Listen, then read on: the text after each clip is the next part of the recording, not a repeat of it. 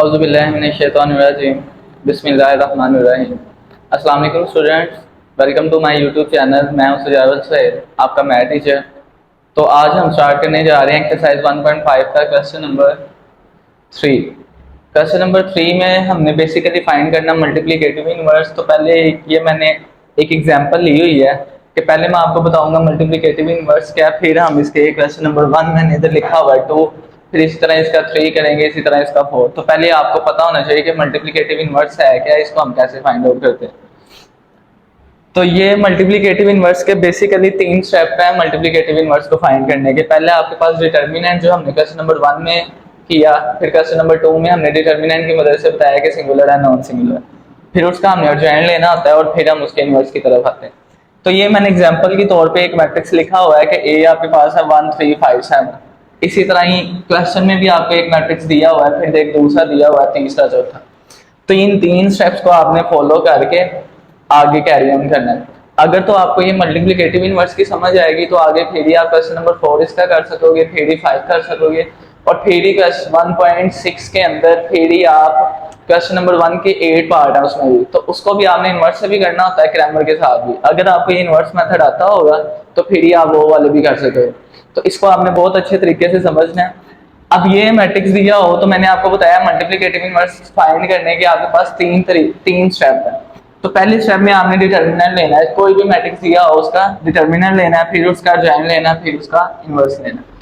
अब उसका डिटर्मिनेंट कैसे लेना है, प्रीवियस लेक्चर्स में हमने देखा है कि जब भी हमने डिटर्मिनेंट लेना हो तो हम ये वाली स्क्वायर ब्रैकेट्स को खत्म करते हैं और इसकी जगह क्या लगा देते हैं, मोड। तो इधर ए के साथ भी मैं मोड लगाता हूँ और इधर भी मैं क्या लगाऊंगा, मोड 1 3 5 7। अब मोड लगाने के बाद हम इधर क्या करते हैं कि ये वाली वैल्यू को इसके साथ मल्टीप्लाई करते हैं और इसको इसके साथ। तो ये आपके पास क्या आएगा कि 1 मल्टीप्लाई बाय 7, और दरमियान में जब भी डिटर्मिनेंट लेना क्या आता है, माइनस, और इधर क्या आएगा 5 मल्टीप्लाई बाय 3। 7 1 7 माइनस 5 को 3 से करेंगे 15। अब इधर बड़ी वैल्यू हमारे पास क्या 15 और छोटी कौन सी है 7, और दरमियान में साइन कौन सा है, माइनस का।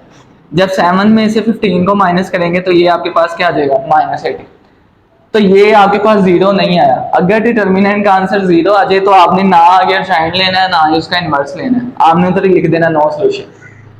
अब इसका आंसर जीरो नहीं आया तो मैं इसका अर्जेंट भी लूंगा, इसका इनवर्स भी लूंगा। तो अर्जेंट में क्या करना है कि अर्जेंट में मैं लिख लेता हूँ कि ए की वैल्यू आपके पास पहले उसको उसी तरह से लिखते हैं कि 1 3 5 7, ये आपके पास क्या थी, ए की वैल्यू। अब इसका मैंने अर्जेंट लेना तो मैं लिखूंगा ए डी जे। ये जौन सा ना ए डी जे, ये शॉर्ट फॉर्म है इस अर्जेंट की। अर्जेंट ऑफ, अगर ए वाले मैट्रिक्स का लिखना है तो ए लिख दो, बी वाला मैट्रिक्स है तो बी लिख दो, सी है तो सी लिख दो, जो भी मैट्रिक्स है उसका। अब अर्जेंट में क्या करते हैं कि ये जौन सी वैल्यूज हैं ये वाली, इनकी हम जगह रिप्लेस कर देते हैं, यानी कि जहाँ पे 1 लिखा हुआ है वहाँ 7 आ जाएगा, और जहाँ 7 लिखा हुआ है वहाँ क्या आ जाएगा, 1। तो ये 1 की जगह पे आ गया 7 और 7 की जगह पे क्या आ गया, 1। अब उसके बाद ये जो उनसी वैल्यूज हैं इनके हम कर देते हैं साइन चेंज। ये प्लस का 5 था, ये क्या बन जाएगा, माइनस का 5। ये प्लस का 3 था, ये भी क्या बन गया, माइनस का 3। तो अर्जेंट में क्या करते हैं कि इन दोनों की वैल्यू चेंज, 7 1 की जगह पे चला गया और 1 की जगह 7 की जगह पे क्या आ गया, 1, और इन दोनों के साइन चेंज। प्लस का 5 था, ये भी माइनस का, ये प्लस का 3 था, ये भी माइनस का। अगर ये माइनस का 5 होता इसने प्लस का हो जाना था, अगर ये माइनस का 3 होता इसने प्लस का हो जाना था। तो ये आपके पास आ गया अर्जेंट। अब इसका तीसरा स्टेप क्या है कि ए इनवर्स लेना है, ऊपर आपने अर्जेंट ऑफ ए लिखना है, नीचे ए का डिटर्मिनेंट। तो इसको लिखें कि अर्जेंट की वैल्यू आपके पास क्या आई है, 7 -3 -5 1, 7 -3 -5 1, और ए का डिटर्मिनेंट आपके पास क्या आया हुआ है, ये -8। इसको नीचे लिख दें -8। अब 7 -8 अलग से डिवाइड होगा, -3 के साथ अलग से, -5 के साथ अलग से और 1 के साथ अलग से। तो इसको मैं क्या लिखूंगा कि A inverse equal to 7 divided by -8, -3 divided by -8, -5 divided by -8, 1 divided by -8। तो ये आ गया। अब इसको आगे क्या करेंगे कि ए इनवर्स, ये आपके पास एज इट इज आ जाएगा 7 डिवाइडेड बाय -8। अब ये वाला माइनस माइनस से कट जाएगा तो ये क्या आ जाएगा, 3/8। इसी तरह ये माइनस माइनस से कट जाएगा तो आ जाएगा 5/8, और ये एज इट इज आ जाएगा 1 डिवाइडेड बाय -8। तो ये आपके पास इसका आंसर आ जाए। ये एक मैंने आपको एग्जांपल करके बताई है कि मल्टीप्लिकेटिव इनवर्स के कितने स्टेप है, 3। पहला उसका डिटर्मिनेंट लेना है, फिर उसका अजाइन लेना है, फिर उसका क्या लेना है, इनवर्स।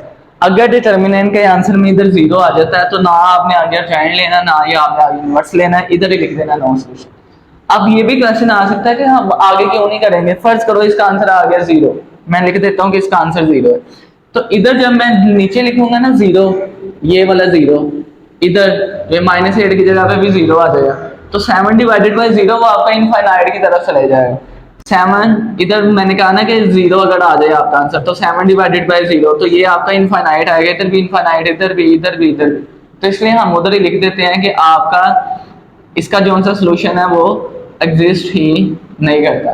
तो ये उसकी रीजन थी कि 0 आए, उसको आगे क्यों सॉल्व नहीं करना। तो ये अब मैंने एक्सरसाइज का क्वेश्चन लिखा है 3 का पहला पार्ट और वो दूसरा लिखा हुआ है।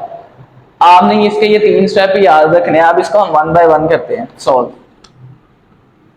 अब पहला स्टेप क्या है, मल्टीप्लिकेटिव इनवर्स फाइंड आउट करने का। ये इधर लिखा हुआ है कि पहले हमने उसका क्या लेना है, डिटर्मिनेंट। तो इसका डिटर्मिनेंट लेते हैं, और जब डिटर्मिनेंट लेना है हमने ये स्क्वायर ब्रैकेट को खत्म करके क्या लगा देना, मोड।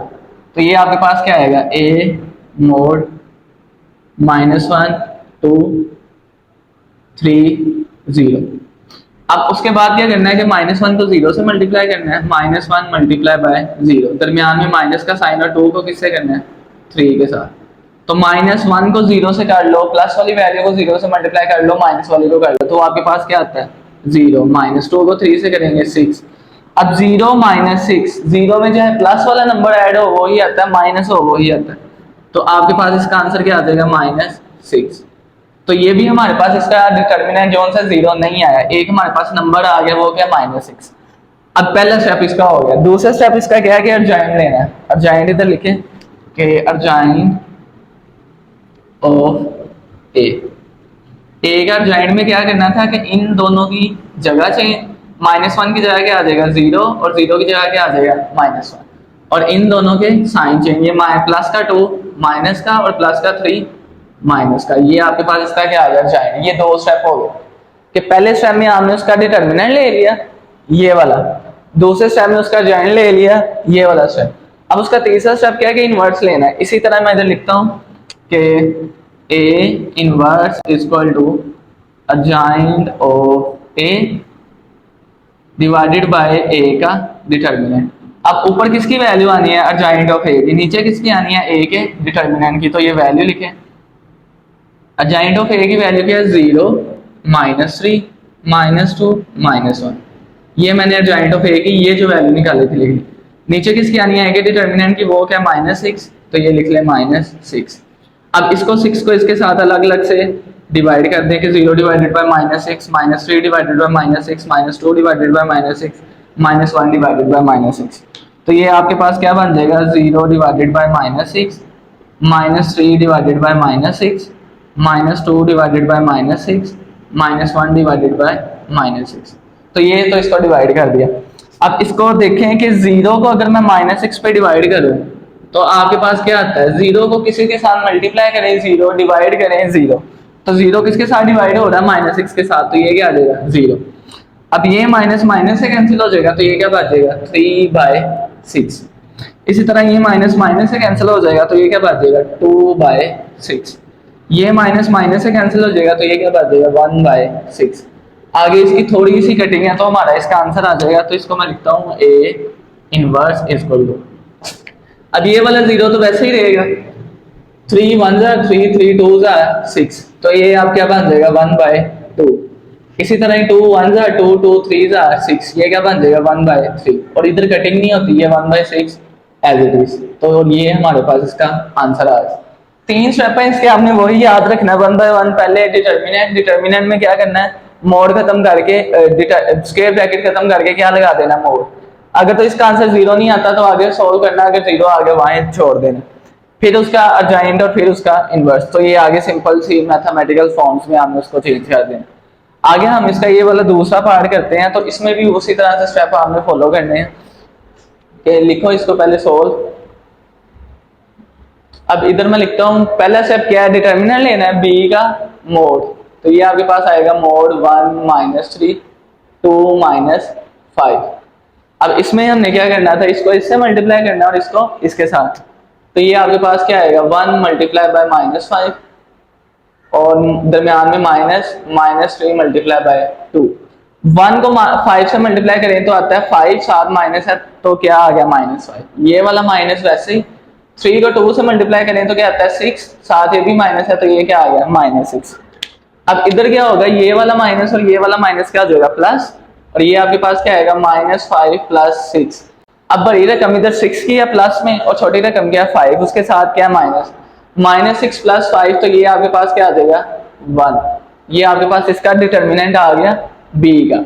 अब फिर इसका आंसर 0 नहीं आया, ये आगे सोल्व होगा। दूसरा इसका स्टेप क्या है, अर्जाइंट ऑफ बी। अर्जाइंट ऑफ बी में आपने क्या करना था कि इन दोनों की जगह चेंज, 1 की जगह पे -5 और -5 की जगह पे 1, और इन दोनों के साइन चेंज। ये माइनस का 3 था, क्या बन गया प्लस का 3, ये प्लस का 2 था, क्या बन जाएगा माइनस का 2। ये आपके पास अर्जाइंट ऑफ बी आ गया। अब आगे उसका तीसरा स्टेप क्या है, इनवर्स लेना। तो इनवर्स में क्या आएगा कि बी का inverse equal to adjoint of B divided by B का डिटर्मिनेंट। अब इनकी वैल्यूज पुट करें, अर्जाइंट ऑफ बी बिल्कुल ये आपके पास ऊपर लिखा हुआ है -5 3 1 -2, और बी का डिटर्मिनेंट आपके पास क्या है 1।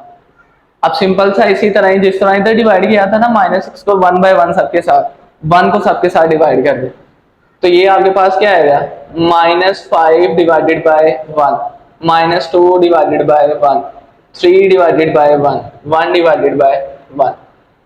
अब ये हमारे पास ना सिंपल सा 1 डिवाइड में लिखा हुआ है, वैसे हम नीचे जो 1 आ जाए तो उसको लिखते नहीं है। अब इसी तरह सिंपल सा ये सॉल्व हो गया, इसका आंसर आ गया कि -5 को 1 पे डिवाइड किया -5, 3 को 1 पे डिवाइड किया 3, -2 को 1 पे डिवाइड किया -2, 1 को डिवाइड किया 1 पे तो ये 1।